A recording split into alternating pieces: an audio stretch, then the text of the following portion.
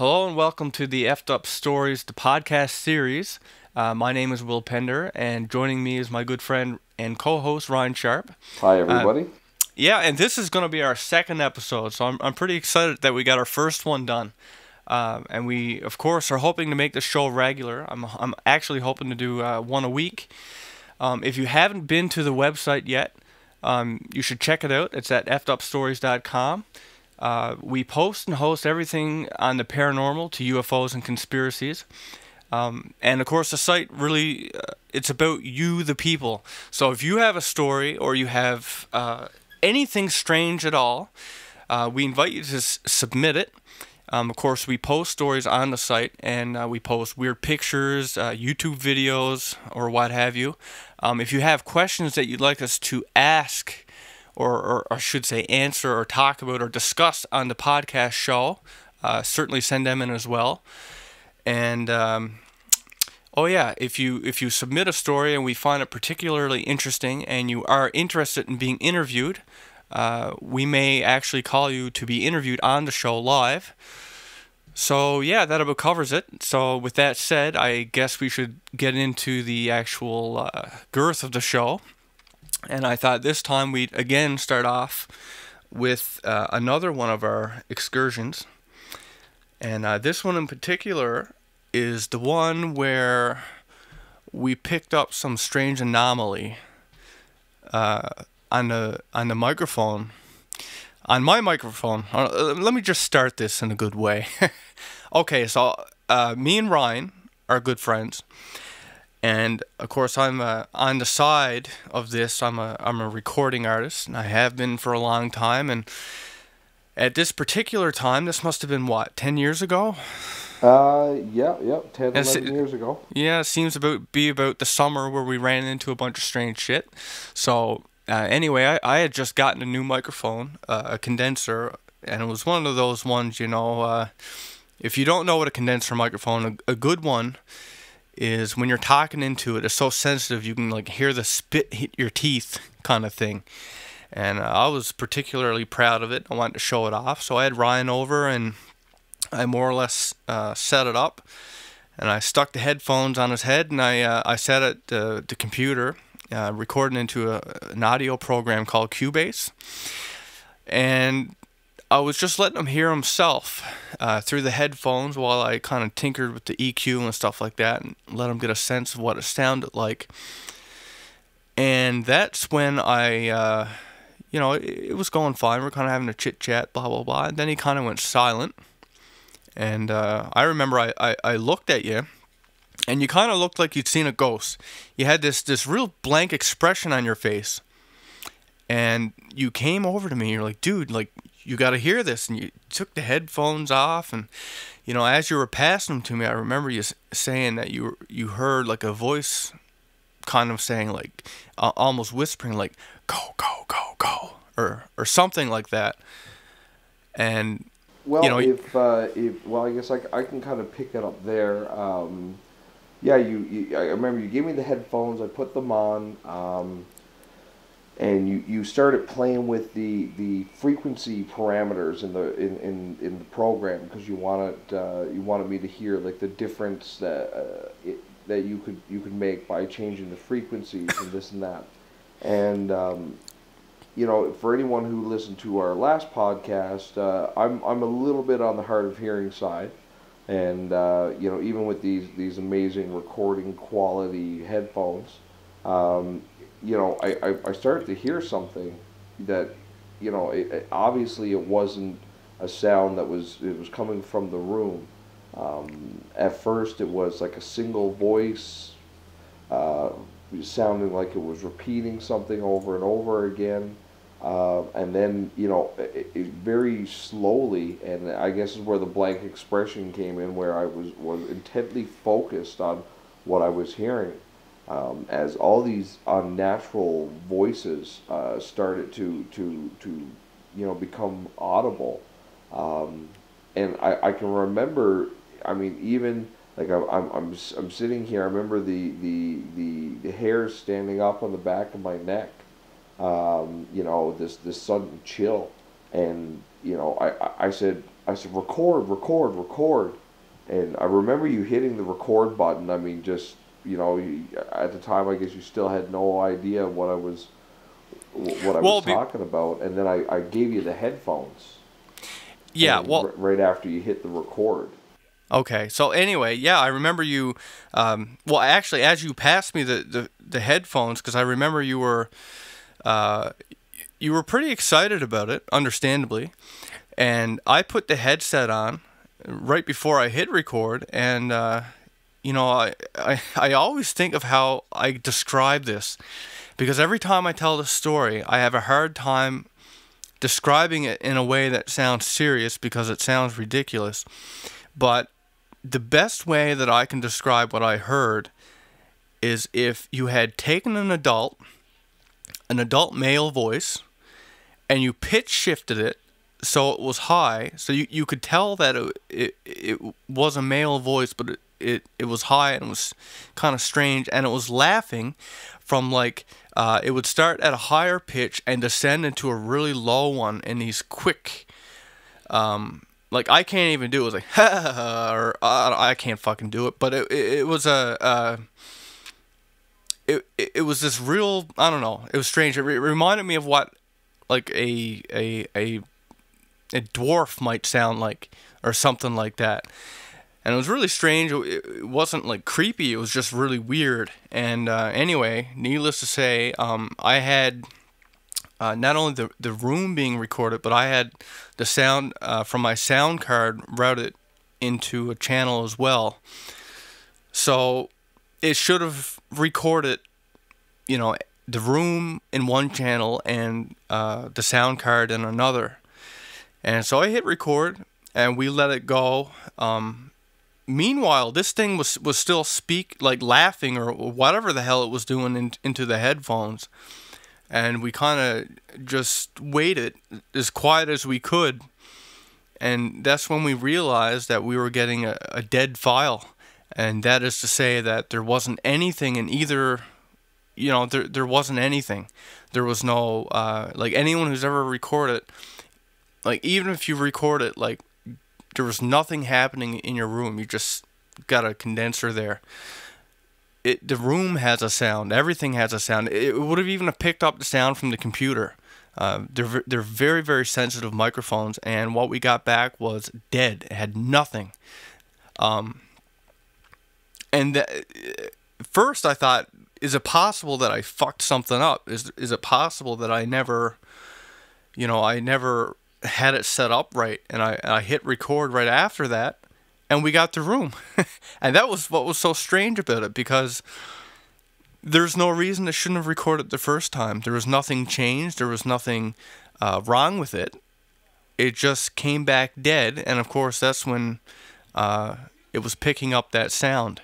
And I remember, even while we were sitting there, when you hit record for the second time, after it became apparent that we didn't get what we were hearing through the headphones. I remember we were just sitting there, and I was even holding my breath, and I could see the little spikes popping up on the recording, as it was picking up just the static, the background noise, the ambiance of the room, if you will. Yeah.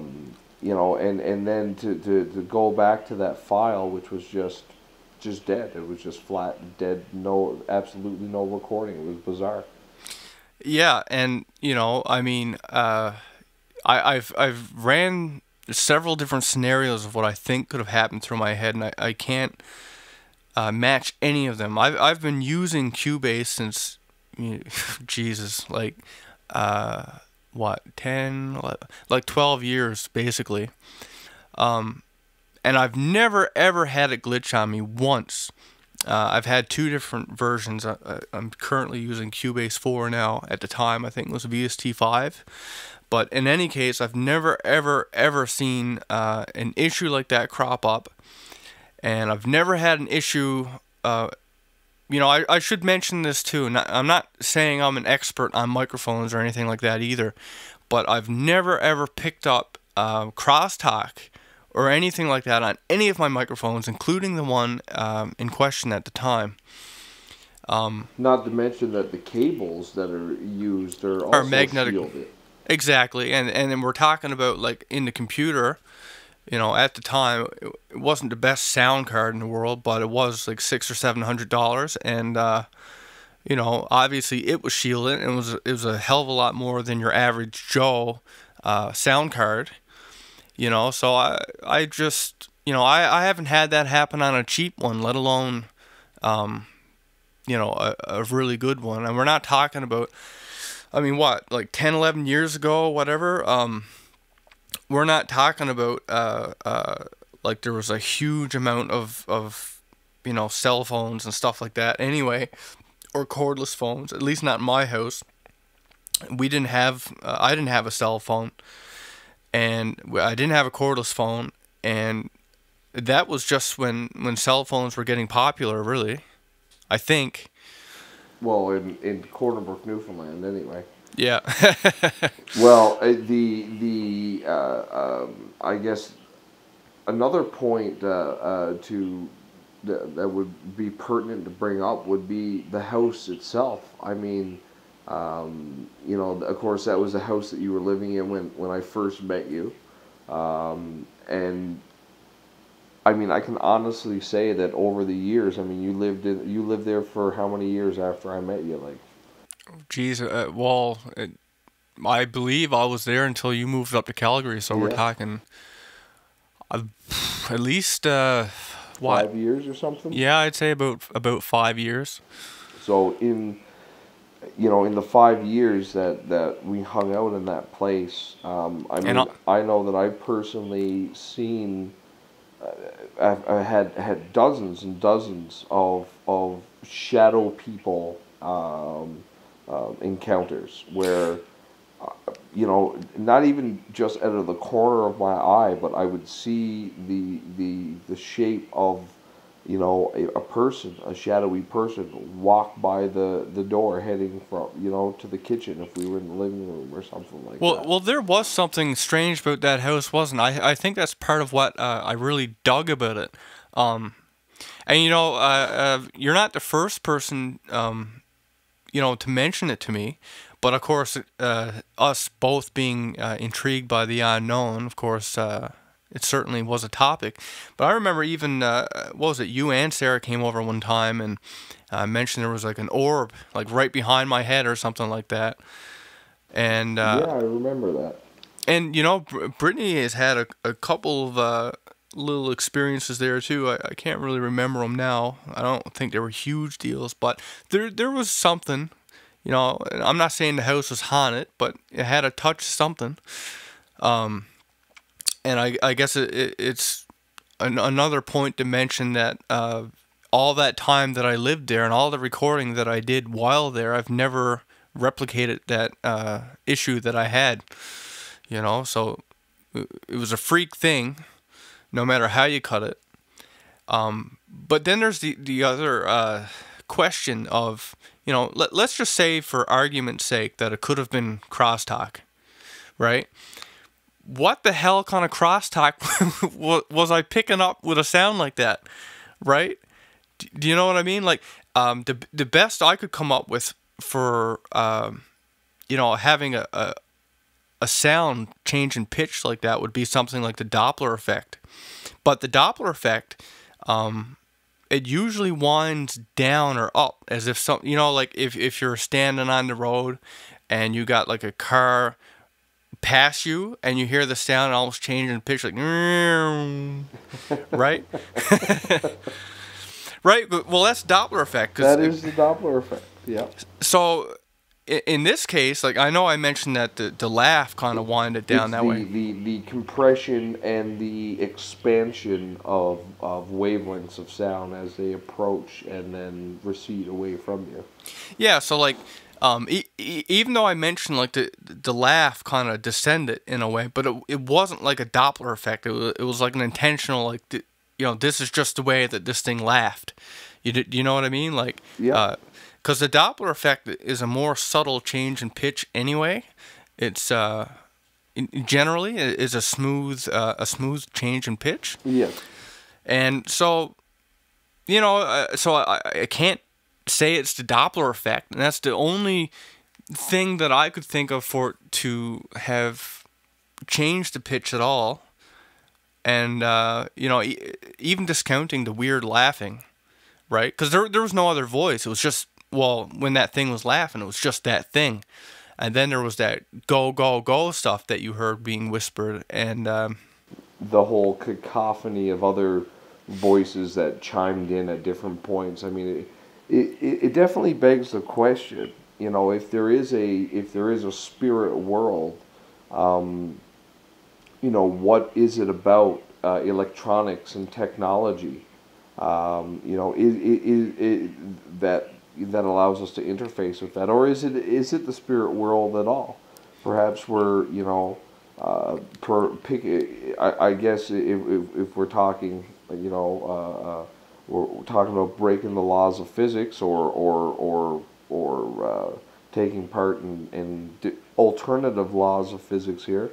Perhaps we're hearing the future, or we're hearing the past, or an alternate dimension. I mean, it's well, I guess it's up to the listener to decide, really. But well, see, when I think about the idea of EVPs, right? I mean, and that's essentially what we're talking about when we're talking about recording ghosts.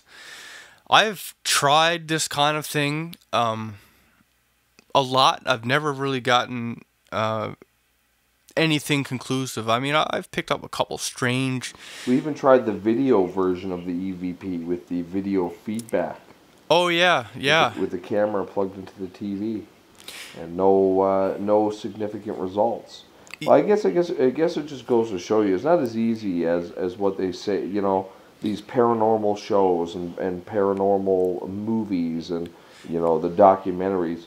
You can't just pick up $100 hand recorder, set it up in a creepy looking house overnight, and pick up ghosts. I mean, not unless it was like the kind of ghost that was so prominent that you could hear it easily anyway, right? Yeah. Like, and just to play it a skeptic here for a second, because as much as I love the paranormal and everything like that, you have to be rational as well.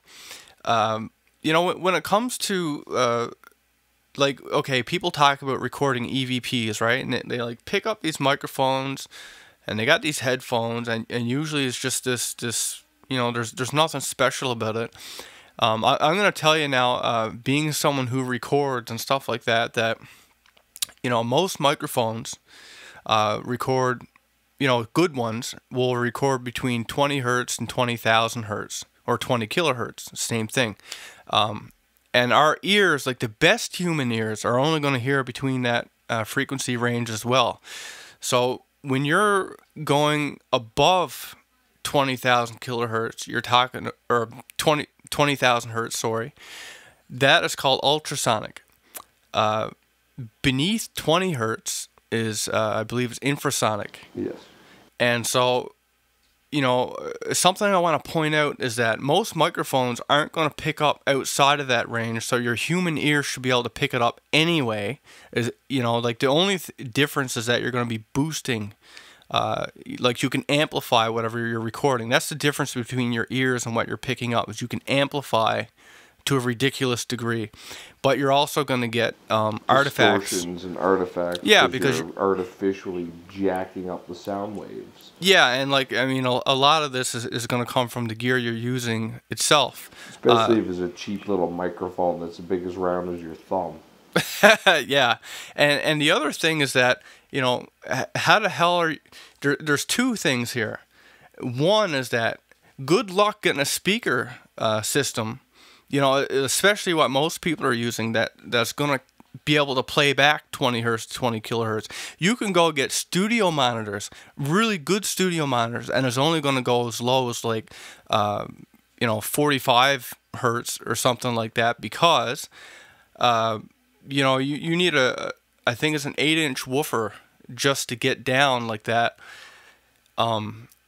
and like you need really like we're talking really expensive monitors right now. I mean, I've seen like $5,000 monitors that are, don't reach 20 hertz, and like while you can get headsets that do it,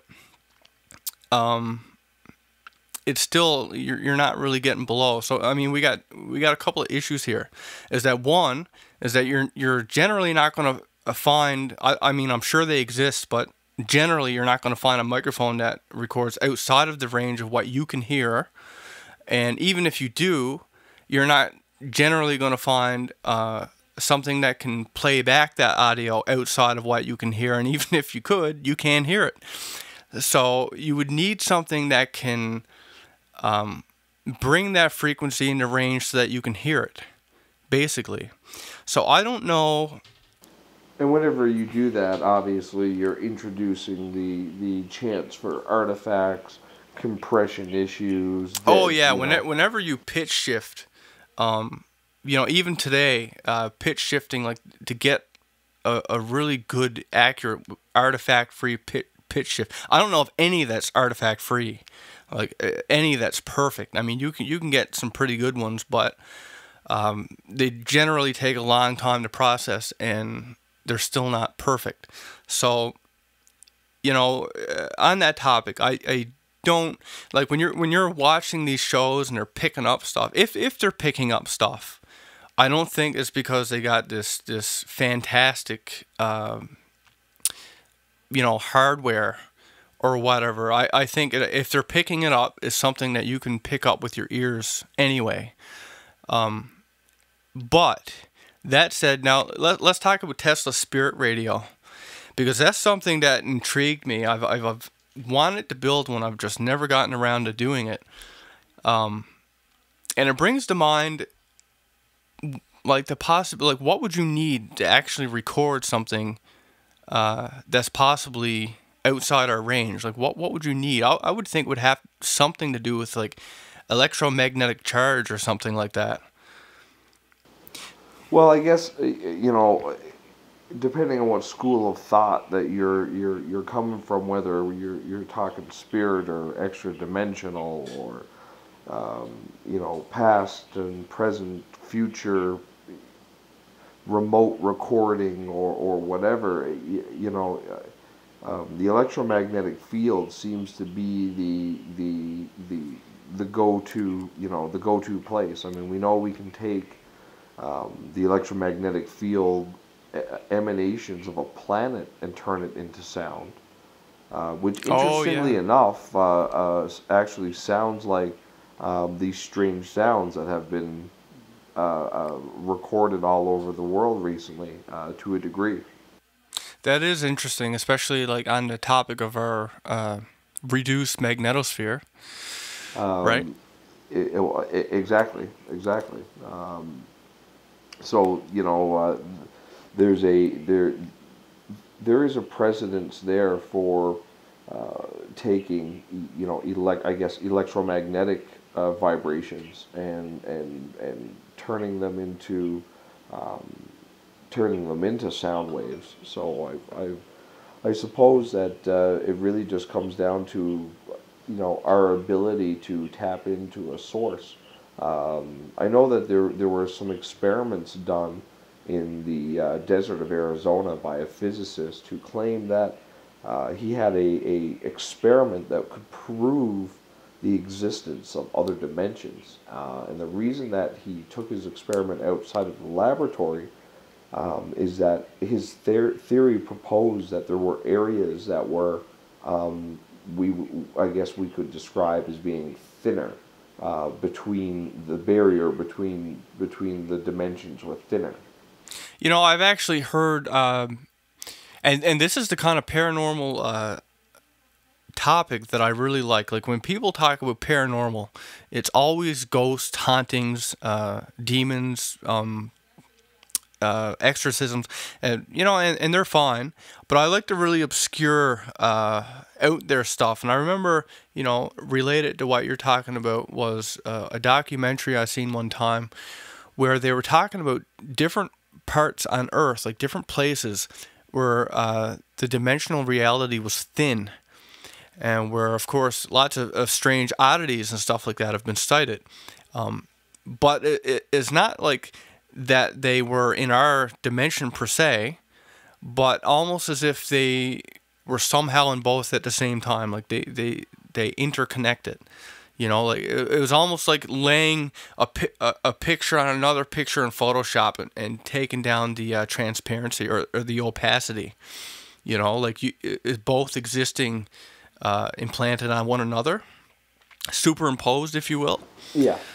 So, you know, I wonder why we don't hear more stories like that. And going back to the idea of sound, you know, and recording possibly different dimensional things. I mean, let's talk about what a haunting is. I mean, there's different kinds of hauntings.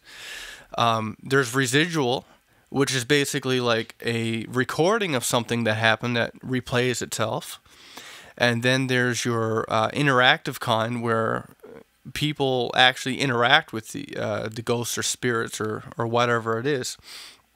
And it makes you wonder if it's just an alternate reality, that where the reality is thin, you know, like it's able to exist, to coexist in the same space. And then you have to wonder, when you die, you know, your spiritual, like, well, you leave your physical body, you transcend and you're into your spirit form. And maybe when that happens, you're in a whole new alternate dimension itself. You know, you're into the next phase now, superimposed upon the one of which we were in. And for whatever reason, some people get stuck, or they, you know. Well, I guess it'd be interesting to note that even quantum physics, you know, it recognizes that there are multiple dimensions, and in fact that well, string theory that's kind of been unified into a theory known as M theory. You know, has calculated, well, depending on which equation you use, it allows for you know 7 to 13 to 26 different dimensions, and that one of the possibilities they state is that the dimensions themselves greater than four dimensions. The fourth dimension, of course, being time. At the beginning of the Big Bang, when all the dimensions gained energy from the initial, you know, expansion, that initial explosion from that primal kernel, that the first four dimensions were able to they were basically they were simple enough that they were able to expand easily with smaller amounts of energy. Where once we got into the fifth, sixth, seventh, and eighth dimensions and on up, that these spatial dimensions of you know greater properties than fourth and fifth dimensions, you know, they were too complex to expand to be an enormous bubble like the first, second, and third dimensions expanded to. That, you know, their structure, the way that their brains were structured, were too complex. So they stayed, you know, beyond microscopic. So that when you pass your hand through the air, you actually, you know, circumnavigate millions and millions of other dimensions. That Wow. they're just so small that you don't experience them, because they never got the chance to expand along with anything else. And that there's theories that postulate that one day we might look through a telescope and see a bubble of fourth or fifth dimensional space just floating by. Well, now that would be a sight to see. You know, and speaking of dimensions, I'm gonna bring up a story that is best put as an alternate dimension that really fascinated me when I saw it, and that is the Philadelphia experiment. But before we dive into that, we're going to take another short break, during which I'm going to play for you guys Lament, my last album, Ethereal. It really is a lament for mankind. I hope you enjoy it, and we'll continue the story of the Philadelphia experiment after the break. Lost without some control, spellbound by our lust for gold, competing with our race for roles.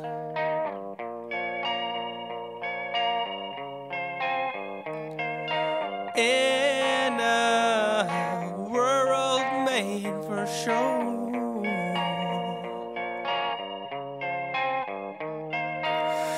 we are sick in our hearts, and we are sick in our minds, and we are sick in our souls.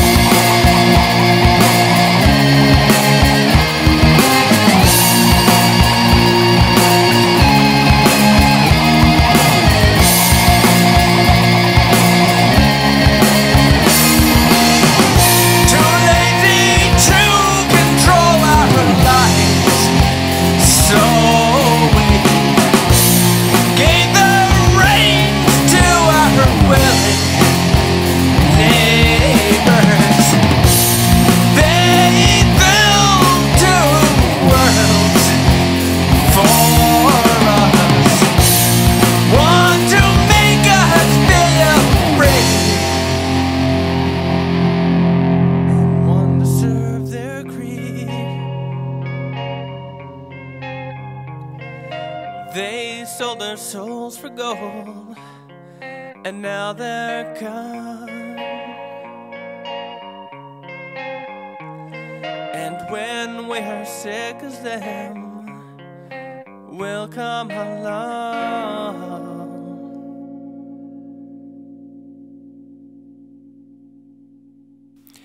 And we're back, and I hope you enjoyed that. And if you did, I encourage you to visit my artist site at doortoanima.com. That's DOORTOANIMA.com. There you can stream that song as well as all of my songs, and you can also buy the songs on iTunes and many other various online retailers. That having been said, let's dive back into the Philadelphia experiment. Now, for those of you who haven't read or seen anything on that, like go Google it right now. Um, basically they had a now I'm gonna mess up details here. Maybe Ryan, you should take the wheel on this one. I know it, but I know I'm gonna mess up the details. Well, I mean, the Philadelphia experiment is interesting in the amount of lore that surrounds the whole thing. I mean, it's been rumored that everyone from Einstein to Nikola Tesla was involved in some aspect of the project. And I know there's another name for the Philadelphia experiment. There, another code name, but I guess the basic premise of the tale goes that a naval ship was being retrofitted into it to be basically a stealth ship. That devices were affixed to the top of the ship, large, domes, kind of reminiscent of a Tesla, excuse me, a Tesla-like device. Several of these were placed on the top of the vessel, and then a huge electromagnetic field would be generated, and their hope was that the electromagnetic field would actually bend light, which is is electromagnetic radiation, just of the visual light spectrum.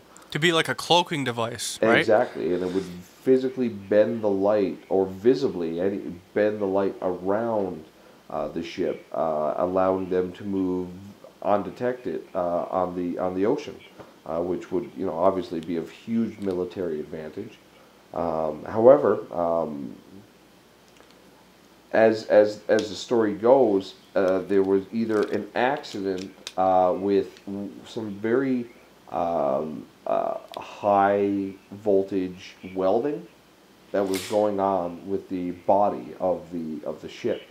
Now, this is again another one of those divergent areas of the tale. Now, some versions of the tale have it that the ship merely flicked the switch and turned on the device, and they kind of shimmered, disappeared, reappeared, disappeared, and then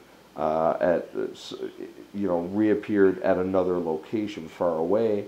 Other versions of the tale is that very high voltage welding that was being done on the ship interacted in a unpredicted way with the devices that were affixed to the top of the vessel, and either way, the effect being that the ship disappeared and reappeared in the waters of another area of the United States, several hundred kilometers away. Now, when the ship rematerialized, reports were that some members of the crew were embedded in the ship. Some people appeared to be stuck in a state of constant phasing in and out. Some people were outright dead. Others were missing parts of their body. Others were burnt to a crisp. And see, that's the part of the story that really, really interests me. It is so messed up to think, like, here's this guy, like, you're talking about a physical structure, and here's half of his body as part of the ship, while his other part of the is like, the other is like sticking out of the ship. Yeah. Like, it's absolutely crazy. And of course, to extend the credibility of this thing is that the fact that some very credible, prominent people, like we're talking about, like military, I believe a colonel, I can't remember his name, flat out came out and told it like it is. Actually, I believe, I'm not sure if it was the colonel, but certainly one of the people who came forward stated, at least on the documentary that I watched, that he had fallen overboard over the ship. And I mean, this is hard for anyone to believe. I get that. But I'm not discounting it. I'm just saying I get it. But he fell over the side of the ship into like a portal and went to the future, where he interacted with people who gave him some kind of information before he went back. And, I mean, it's one thing. Ultimately, I believe it was people, he claimed, who in the future were aware of the event that had happened. And they had arranged that they would be there at that point in time to meet him. Well, and you see, like, what makes this so fascinating, I mean, it's one thing for someone to say it, right? But when you're talking about someone prominent like that, someone who's got credibility, someone who probably would never believe in something like that, and then to come out and say, this happened, right? I mean, you kind of got to take some of it as it's got to, you can't just outright dismiss it, I guess is what I'm trying to say. It's like if a doctor told you had a disease, you can't just outright dismiss it. This person's a qualified, credible person, right? I mean, you have to... Even if you feel fine. Yeah, like you have to realize that this is a person who has experience and like I said, holds the experience for credibility. Well, I guess it bears mentioning a very now I cannot remember the name of the gentleman. However, he spent over 50 years researching the various tales and myths of the human race. He traveled all over the world, studying the paranormal, basically. Probably one of the first serious paranormal investigators. He was reportedly a researcher or scientist of a sort, I believe a historian, who became obsessed with mythologies and paranormal stories from around the world, and began collecting anecdotal evidence and stories of all of the most bizarre occurrences that he could ever find. And eventually he became a recluse, whose home, as they discovered after he died, became this ode to the bizarre. It was a library of stories that existed nowhere else in the world, as he spent pretty much all the last 50 years of his life traveling the world, collecting these stories and cataloging them in a professional and scientific manner. And I guess after somebody went through his material, they found his final writings, and his final conclusion was that after comparing all of his notes and all of his understanding of the natural scientific world with that of the observable world through the experiences of people from every corner of the world, was that the laws of physics don't exist. They're an illusion. That every exception that could exist has existed and has happened, and that consistently he has found at least anecdotal evidence all over the world for 50 years to indicate the counter of what the scientific world proposes, that all things are governed by an unbreakable set of rules and laws that nature has no such laws, nor do physics, and they are routinely broken every moment of every day. And the proof is in the experiences of I guess of people like you and me, and hopefully many of you out there listening. Um, I guess it's like what they say, the stranger things on between heaven and hell, or on this earth. Well, Um, the funny thing about when you talk about strange stories and stuff like that, I mean, obviously it isn't an interesting thing to people in the world. There is a group of us out there who enjoy this kind of thing, and certainly those of us who've experienced it as well. But the funny thing is that what happens when people come out and they say this happened or that happened is like there's an automatic like public association to be a kook or crazy. Well, I'm gonna just lay my thoughts on that idea for a second. Basically, media is what controls this idea.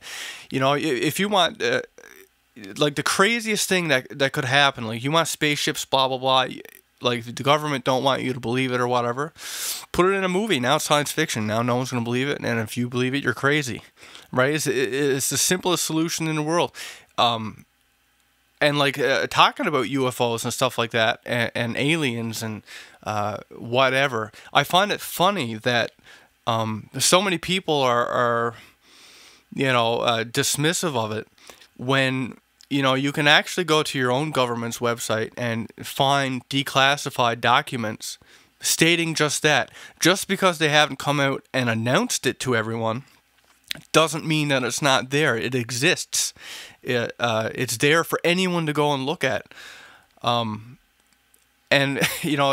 just talking about UFOs and space, I mean, let's just go right back to where something that I find very interesting for any of you out there who watch documentaries on this kind of thing. I really recommend the documentary series Ancient Aliens. That's something that you and I both, Ryan, we're both fans of that series. Very much so. And I find it like it's not that they come out and say that there's aliens. They basically have a bunch of different perspectives of people who are very, very knowledgeable on history and culture and work in various fields, and they give out their information, and you're left to put the picture together on your own. And one of the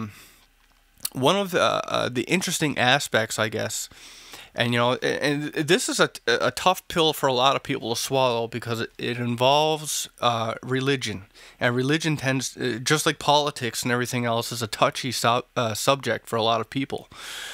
So I'm not gonna say that one is right, one is wrong, or whatever. That's not what I'm going at. But we do know that the most ancient civilization that we know to have existed on Earth with records is that of Samaria. And Sumerian, like like they have paintings from back then. They have basically all the religious stories and stuff that we have today in various different religions are basically modifications of stories that originally originated from Samaria. And we're talking like way back thousands of years ago with paintings and stuff like that, with UFOs and stuff like that in it. So it's not a new idea that we invented in the 20th century. This is something that existed well before, so you got to think now. The theme of men from the stars interacting with men from the earth is not a new one.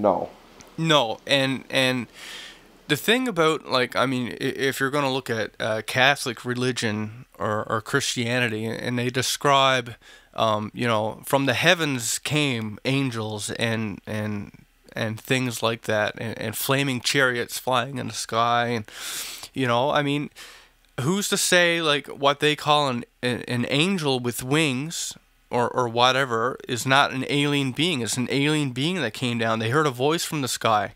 They came down in a ship or whatever. Of course, like if you don't know what it is, you would rationalize it to be the most closest thing that you could think of. So if you see something flying, what do we have on Earth that flies? Birds. They have wings, right? So we're going to attach wings to them. It's the only way that we can describe something so alien to us.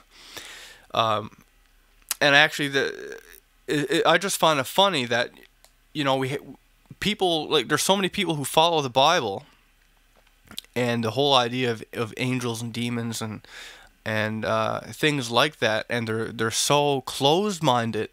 No, not everyone certainly, but some people are so closed-minded to the idea of aliens and other dimensional beings coming here, when in fact that isn't exactly what an angel would be. To come here would be an alien. It's a different species, and just like they say, a like non-human intelligence. Exactly, and like how they say, like, they built human in God's image and stuff like that. Well, I mean, presumably the entities that came down are the Anunnaki, and they needed diggers. Basically, they needed people to mine this place for resources, and how better than to take like a primate. I mean, that's what they say we evolved from, and I'll let you fill in why we haven't now in a minute. But basically, there was no creature here smart enough to do the work that they wanted us to do. So, and they didn't want to have to do it. So they took a species from here, spliced their DNA with it, and created what we are now today. And so, and that is why we are so different from every animal and insect and everything else on Earth. I mean, we would describe ourselves as intelligent beings. Where else can you see anything so similar? I mean, you can find any animal that have a similar, like a dog and a cat. I mean, they're different, but they're kind of similar. They're fish and whales and seals, whatever. They all share similar traits or whatever. But for human, there's nothing quite like us. So I'm going to let you explain now why we are not the evolution of a primate, like an ape. Well, I mean, simply said, we have 46 chromosomes. That makes us unique if we are indeed primates, because every other species of primate that we have ever discovered and analyzed has 48 chromosomes. So what precedent does a species such as ourselves have? Like, we are not that closely related in terms of genetic structure. How do we lose 2 chromosomes and become more than what we were, which common science would tell you to be a hominid, a primitive primate. I've heard stories, I've read articles written by anonymous molecular biologists who have claimed that professionally it would be suicide for them to come out and make claims using their names and their titles, to say what they're saying in their anonymous articles, but simply said that the human genome, our whole genetic structure, has several telltale indicators of genetic manipulation. And I mean, we're well versed in what genetically modified organisms' DNA looks like. We do it all the time. The majority of our food is produced with genetically modified organisms. The Kevlar vests are made from the silk spun from goats who have spider DNA put into their body. I mean, we are well versed in creating chimeras or genetic aberrations. So we can look at our DNA and tell. I mean, our last 2 chromosomes bear the most prominent display of modification. It's as if somebody has taken two base pair or two separate base pairs and fused them into one. Excuse me. Anyone who's interested simply has to go and look up the a basic visual representation of the human genome, and it's very obvious for even the layman to see that our last base pairs they do not look proper. There's something wrong with them. And anyone who takes a moment, who can objectively step back from the fact that they are a human being and just bear witness to our completely aberrant behavior. There's no other species that is so willing to destroy itself or its environment like ourselves. What other evidence do you need that we're not completely from here? Then it in no way does it appear that we are physically adapted to our environment. I mean, if you take the modern man and you put him on the African savanna, which is apparently our natural habitat, which is where the human race apparently evolved, that our ancestors decided that living in the trees off of the ground away from predators amidst our food source was no longer a viable way of life, and that we had to leave the trees as a two-legged upright walking creature with very little or very few physical defenses, very few offensive defenses. I mean, as a species, how fragile are we? Yeah, the only thing we got is our brains, really. If it's too cold, we die. If it's too hot, we die. If it's too wet, if it's too dry, if the altitude is too high, if we're too far down deep into the earth, if there's not enough sun, if there's too much sun, I mean, our only adaptation is our intelligence. And I mean, I for one am not convinced that conditions were such, before the last ice age, that would make human intelligence the preferable survival tactic. I mean, I'm sure that you throw a group of modern humans out onto the savannah today, and sure you'd have some survivors, but I can't imagine us flourishing in those types of environments. And indeed, to this day, the Africans are having a tough time of it. So it really begs to question a species such as ourselves that are so successful. How the hell that happened? Yeah, I mean, for a species that has so few adaptations to our environment, the only thing we do have is, like you said, is our intelligence. And I mean, the very nucleotides in our DNA that are tied to that intelligence appear nowhere else in the animal kingdom. A fact that science has yet to be able to reconcile in any meaningful way. In fact, the only way that they have been able to explain it, because if evolution works the way they say it works, then it's a ladder. And in order for it to be a ladder, we have to get something from somewhere.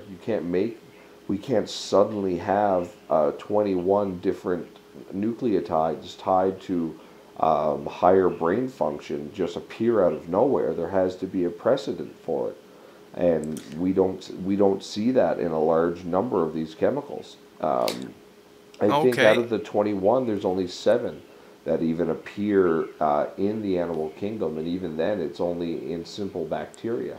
So the method is scientifically referred to as horizontal insertion.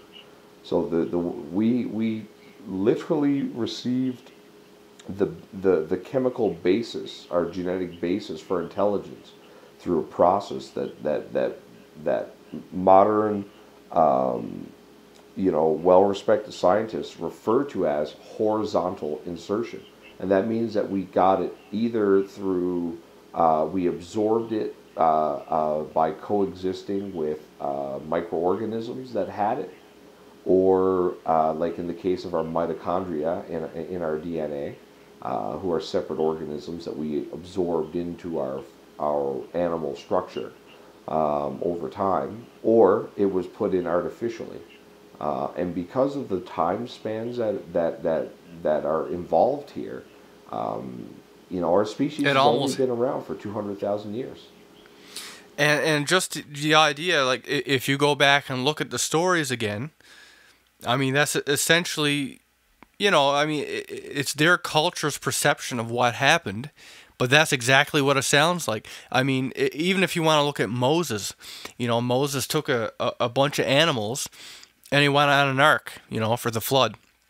Well, we all know that that's not physically possible, right? But it is possible if they had a DNA bank. Then you could fit it all on there. Then the animals aren't going to eat each other. It's the only thing that makes sense. So I guess what we're saying is, and this is something that, I believe, is that, people think that, like, thousands of years ago, we were stupid. We were still evolving. We were ape-like. I don't think that at all. I think we actually were as advanced as we are today. And, some catastrophe happened, like the flood, and it wiped everyone away. A few pockets of humans survived, and they had to start from scratch again. So, it's like once the world reaches a certain point, it has to be rebuilt again. And on that point, actually, another thing that was brought up in Ancient Aliens was the Ark of the Covenant. And it was described as people who came in contact with it had symptoms of radiation poisoning. Basically, their hair fell out, their fingernails fell off, and stuff like that. So who's to say that they never found nuclear? They never developed nuclear devices back then. How many times do you think it's possible that we built the world and destroyed it again, and built it again and destroyed it again? And it almost feels like we're on the cusp of it happening again, like we're due. We got all this conversation now about Iran and the U.S. and stuff like that. And I'll go on record to say that I don't necessarily think that. I mean, I think there's a whole media being spun on this anyway. The U.S. got nuclear weapons. Why shouldn't Iran be able to have them? Do you know what I mean? Like, you can't portray someone as the bad guy when you're doing the same thing. And of course, all of our media spoon-fed to us on the idea. It's like as soon as they need a reason to go in someone else's country to do something, it's like, oh yeah, by the way, this guy's a terrorist. They're going to attack us if we don't do this. So, jump on board, vote for this to happen, kind of thing, and everybody's so patriotic and just jumps at the idea. Well, what was interesting is how there was so very, very little dialogue about the American assassin, or the assassin that was hired by the United States, who killed the Iranian nuclear scientist and was caught. Well, how about the whole drone plane thing that just happened? Because that was one of the little bit of news that went public. They sent a spy plane over there. Of course, the Iranians forced it to land, and the U.S. is like, hey, give us back our spy plane. Like, sure, you only invaded my fucking country and spied on us and stuff like that. Yeah, I'll give it back to you. Right? Like, really? For real? I mean, and of course what they did as a joke is they made these little model ones. I believe they sent them a pink one. A little model pink plane or spy plane. But I mean, really, like, how, if you're the common public, I don't care if you are a U.S. citizen, how can you not see the comedy in that really, or like see what the big deal is, right? I mean, we're talking about we just invaded someone else's country, and we're getting all bent out of shape because they won't give us back our the thing we invaded them with. I mean, what other country would be so arrogant? Really, right? And that's not the shit on all of the U.S. because I do like some of the stuff that comes from there. I think there's bad in every country. There's good in every country. But I just find that whole thing kind of funny. And I know that, we get a whole lot of media on the U.S. because of where we are. Have you ever noticed actually like the media in other countries are very different? The media, like the media that a foreign country might get about the U.S. is very different than what we're going to get, right? And Well, I think it's important for anybody who, if you're going to watch the news, like I personally don't watch the news. I don't watch local news, um, because if it's something that's important and it's going to affect your life, then chances are you have enough interest that you're out seeking knowledge in that field. So what you're being fed is either some form of entertainment or somebody with a lot propaganda. of money wants you to think about something a certain way. And I mean, if you were dumping millions of dollars every year into certain media outlets, of course you're going to want your views supported and the views of your competitors subversed. And I think it's important to point out, like we all use the term government, uh, you know, within terms of regulation and stuff like that. Like they control the media, they control this. And I don't necessarily think that that's true Yeah, I think the either. term government gets thrown around quite a bit much too loosely, and I think that's a complete reflection of how little we really understand how the power structure works. I think Yeah, what. Well, I guess the more accurate term would be TPTB, or the powers that be. yeah, because really what I think, I don't even think it's necessarily one group. I think that there's some very large corporations. I mean, there's probably only handfuls of people that actually control this whole world, right? I mean, we're talking about the people that are so rich that they lend the government money. And if the government, Exactly. if the government wants that money, the government got to play ball, right? And if the media wants to continue to have a job, they got to play ball with the government, right?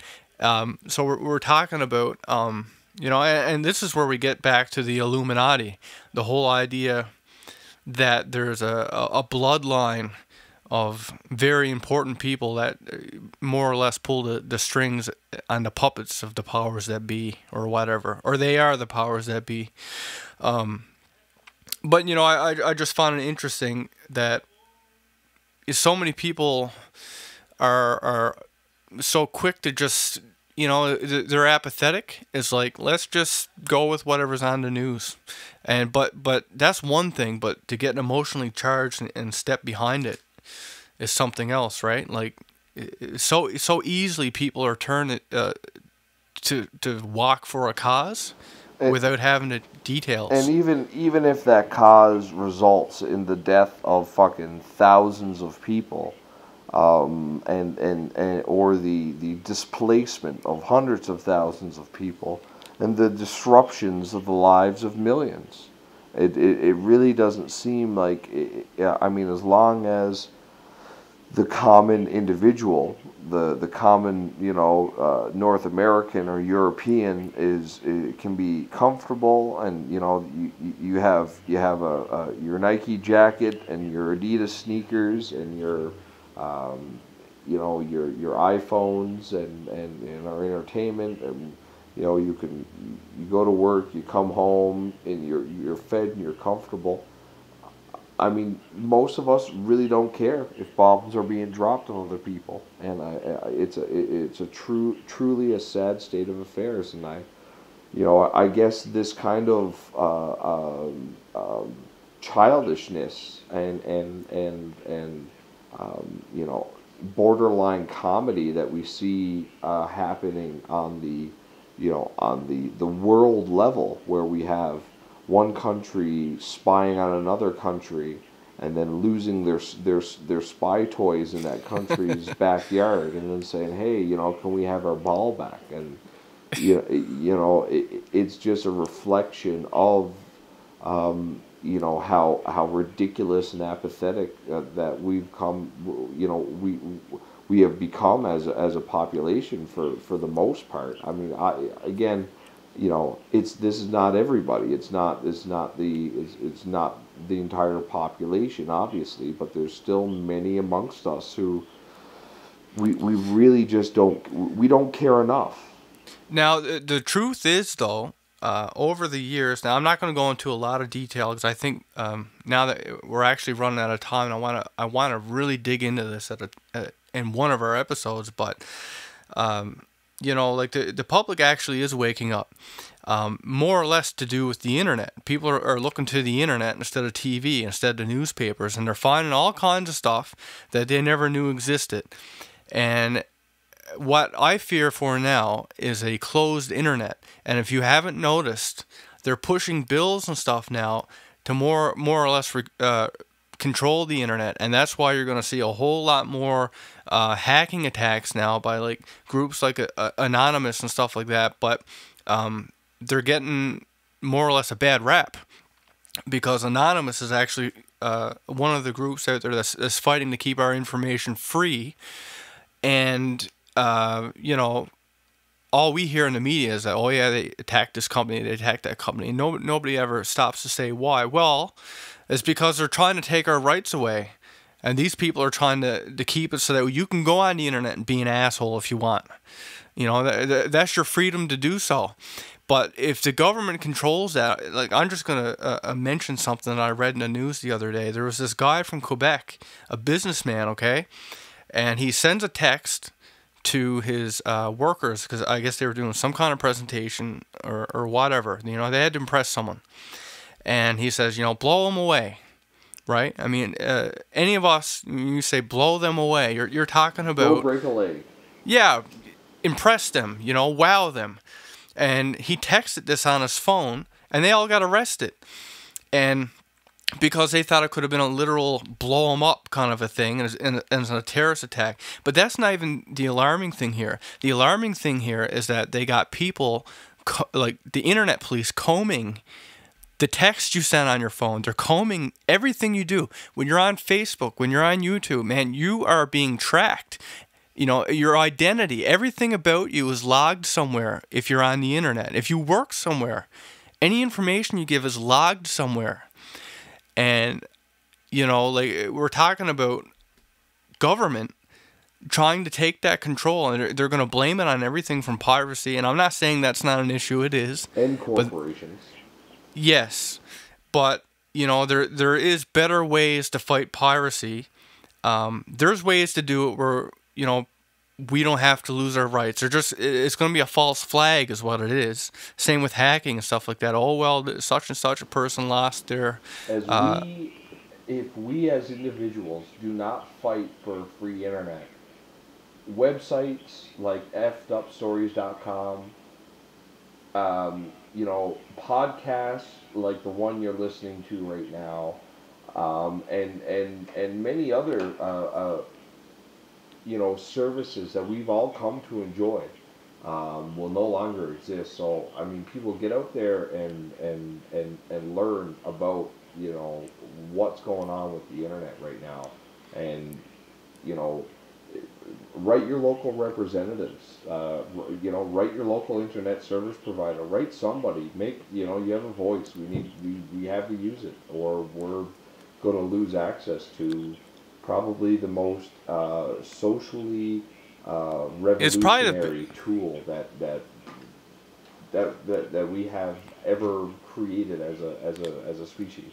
Yeah, because you know what? While we don't all have telepathy, we all can't communicate in our heads, we do have the internet, which networks basically most of the world together so that we literally can get information from any culture, any person, every individual that contributes. We have access to that information.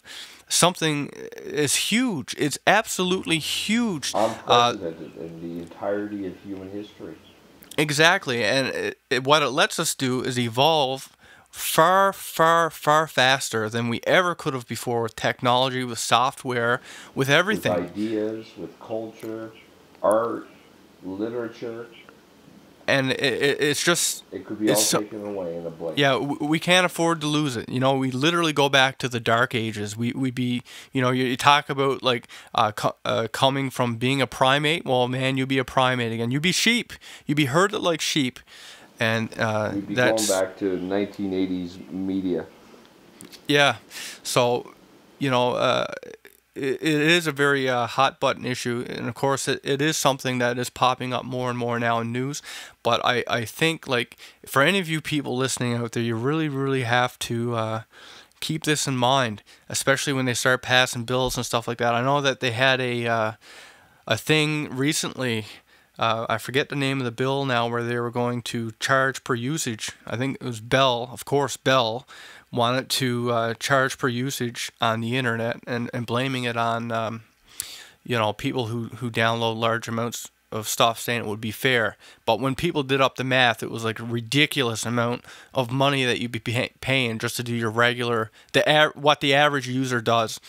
You know, never mind the fact they made over $1 billion in revenue or something like that. You know, that greedy, right? Like the point I'm getting at is that a lot of people, like a non-president amount of people, have signed and voiced their opinions on stuff like that to the what the hell was it called? Or internet regulators, anyway. Yeah. Well, anyway, this was it. CRTC. CRTC, yeah. CRTC, yeah. So it was enough to postpone it, right? And like we're talking big companies that got behind this, and companies who were for the bill at first have dropped out because of so many people that have gone against it. That's what we need. People think it don't matter when you you know, sign on to these things, but it does. Well, what you know, most people don't realize is that their local representatives, whether whether you're an American or a Canadian or you know you're from the UK or Australia, wherever, you know, your local representatives are most likely normal people like you and me, and like normal people, they're fucking lazy. And if somebody puts a bill in front of them and says, here, you got to sign this bill, and be like, oh, well, what's this all about? And be like, oh, well, I mean, you know, everyone's signing it. Okay, well, you know, you're going to sign it too. You don't want to be the black sheep when you're in politics, least of all in politics. and especially when your political partners are pushing you to do something, right? Because the bill is has the support of corporations that also fund and aid, send aid and millions of dollars every year to your political parties. Exactly. You know, so when they hear the populist outcry, however, that sometimes has the effect of, well, you know, these We are need the guys votes. who are actually voting. So, you know, these corporations only account for a very small number of votes.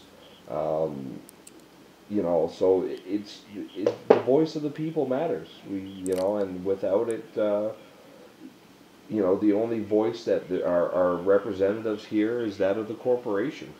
And let's not forget that we put the government in there to serve us, not the other way around. That's right. And that's exactly how it seems to be going lately. I mean, they're the ones with the cushy jobs and tons of money, while we're slaving away and making nothing just to put a roof over our heads. So anyway, with that said, I think we should wrap this one up. So for those of you out there who are listening, we're going to make this a regular thing, hopefully. And be sure to check back to hear all the latest stories and news, and submit your own stories and questions for the podcast and stuff. Just go to effedupstories.com.